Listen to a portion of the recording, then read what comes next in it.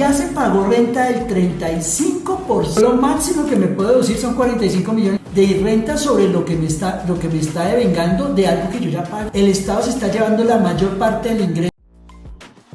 Y en ese orden de ideas, miremos cómo va a quedar sobre la reforma. Entonces la reforma queda con los mismos 306, los mismos pagos de aportes a seguridad social, no hay ninguna modificación, tiene las mismas procedencias, lo cual quiere decir que la primera base no tiene ninguna modificación. El tema de aportes pensionales, y voy a hacer comillas acá porque es muy importante tenerlo en cuenta, pues tiene unas variaciones interesantes, y esas variaciones interesantes están en que no me limitan o no me generan, la reforma no hablo nada respecto al tema de pensiones en las limitaciones, seguimos teniendo los aportes voluntarios, siguen siendo renta exenta que se realiza siempre y cuando cumplan las condiciones establecidas, que puede durar 10 años para la compra de vivienda o con cumplimiento del requisito de pensión, pero no pueden obviamente exceder el 30% de lo que devenguen, y o máximo hasta 3.800 VTs. Eso es lo que establece la norma, se sigue manejando y se sigue utilizando. Aquí está la renta del 25%, pero aquí ya empezamos con la primera limitación. Si ustedes ven aquí la fórmula, aquí hay un valor que dice 790. Bajo la anterior normatividad, ese valor que teníamos de límite era de 2.880 VTs. Seguimos con las otras deducciones.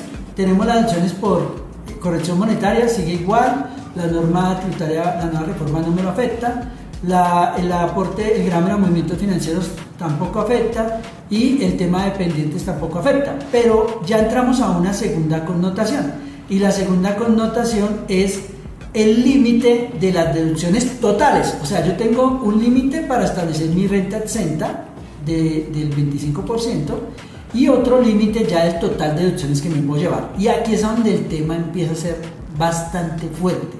¿Por qué? Porque si yo estoy teniendo un límite de 94 millones, ese límite se me reduce a 45. Es decir, yo tengo una menor opción de llevarme costos y gastos de deducción hasta por 48 millones de pesos en este ejercicio. Entonces, ahorita vamos a ver el efecto en ingresos todavía macro. En ese orden de ideas, pues como pueden ver, el impuesto generado puede subir. Pero no solamente ese es el tema radica en que yo debo incluir los dividendos en este momento o las ganancias ocasionales.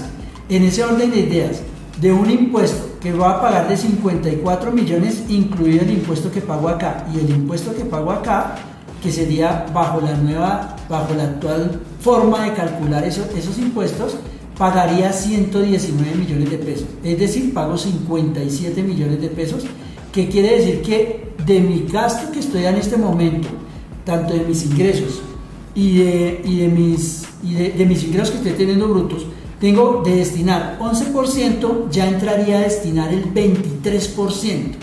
Ahora, ¿dónde está el tema que yo llamo desabrupto en el tema de la reforma? ¿Por qué? Porque yo no considero que una persona que tiene una ganancia por dividendos, de la cual ya se pagó renta del 35%, ya pagué renta. Es decir, ya cumplí con mi obligación de aportar. Adicionalmente, tenga que pagar otra vez todo el proceso de renta bajo la cédula. Noten el tema, lo importante que es este aspecto. Y así de pronto definan que este va a ser un 20% nomás. De todas maneras, estaríamos hablando que si me colocan una renta del 20%, pues voy a pagar un 55% de renta sobre lo que me está devengando de algo que yo ya pagué en su momento. O sea, el Estado se está llevando la mayor parte del ingreso que yo tengo a través del recaudo de dividendos. De esos 200, acuérdense que cuando yo recibo los dividendos, estoy en la obligación de pagar aportes a seguridad social sobre esos dividendos, que equivalen más o menos a 25, no más o menos, que equivalen a 25 salarios mínimos legales vigentes. En el cálculo de los 200 millones, pues obviamente equivale más o menos a 4%. Y vámonos a otro tema. Si yo a ese valor le incluyo el 1% del impuesto que yo estoy generando, porque esto se me va a convertir en un activo para mi compañía, para mi persona, pues automáticamente debo aumentar aquí otra carga tributaria adicional. Entonces, en ese orden de ideas, esto es lo que yo quiero que ustedes se evidencien como contribuyentes, que por el hecho de tener una empresa, tener y dentro de esa empresa ustedes estar trabajando, pues tienen que darle al Estado, aportarle al Estado el 74% y ustedes se quedan con un 26% solamente desde el punto de vista de ingreso. Es decir, en la medida en que ustedes vayan teniendo más ingresos, menos opciones tienen de planeación. Llegará un momento en que, yo lo he dicho y lo digo en varias conferencias, pues no va a valer la pena hacer ni aportes de estos, porque ¿para qué? ¿Para qué hago aportes ahí si no voy a tener la opción de deducírmelos? Si nosotros quitamos este valor dentro de los aportes, digamos quitamos los 162, pues no me va a generar ningún efecto de que subir 917,379, si yo los pongo, sigo con los 917,379, es decir, no vale la pena en este caso desgastarse haciendo aportes voluntarios para optimización de renta, porque no tiene ningún beneficio. El único beneficio que se tiene es aporte institucional, que este tema, los que quieran lo pueden consultar conmigo y con mucho gusto los asesoro en esa parte. Ahora, tampoco pues va a tener mucha connotación, es decir que en términos generales, yo tengo este aporte, no me va a servir de nada la deducción de intereses de vivienda y no me va a servir de nada ni siquiera el gravamen a movimientos financieros, porque la base va a seguir manteniéndose en el mismo valor que estamos generando.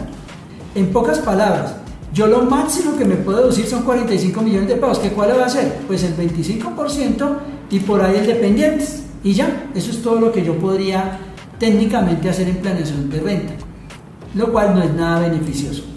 En ese orden de ideas, tenemos que pensar en otro tipo de planeaciones, y ahí es donde está el proceso de acompañamiento que podemos hacer a través de la firma AMC, y es hablar de otro tipo de procesos, otro tipo de ayudas, todo dentro del marco de una legalidad que se maneja dentro de la normatividad, y es poder mirar la situación de cada empresa, decirles a ustedes cuál puede ser la metodología, qué deben hacer. Pues en este momento no, cada caso es un caso independiente que se debe analizar, y en ese orden de analizar ese caso independiente, pues podemos aplicar algunos procesos de planeación tributaria que les pueden servir, desde las empresas más pequeñitas hasta las empresas que puedan ser más grandes, ya hablando de planeación tributaria internacional, cosas mucho más estructuradas. Tengan en cuenta que nosotros somos asociados de EY International, una empresa que está en más de 40 países, donde podemos tener alcance a verificar qué procesos llevan tributarios en cada uno de ellos para el beneficio precisamente de ustedes, y eso es parte de nuestra labor.